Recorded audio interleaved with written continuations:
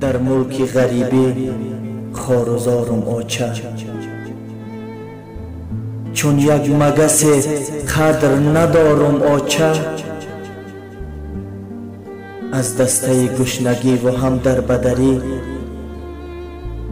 بی قوت و لال و بی مدارم آچه، از صبح سحر تا نیمه شب سرسانم، مانند غلام دست به کارم آچه،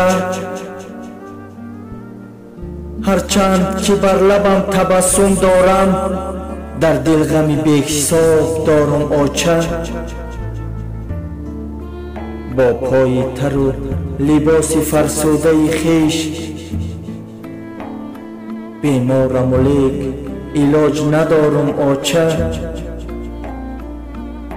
یک ذره اگر خطا بسازم کاره، من گپ شنو و طعنه نثارم آچه، آورده به یاد خوراککای گرمت، آورده به یاد خوراککای گرمت، اوقات خنک به لب بیارم آچه، هر شب به فکر خانه گرم پدر، در جای خنک خواب ندارم آچه، یک سال گذشت به حسرت دیدارت، رویت به خیال به یاد بیارم آچه،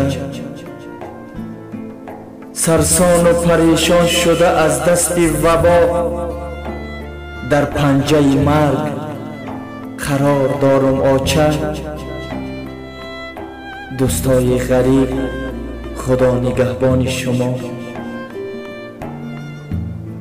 بر کل مهاجران دعا کن آچه.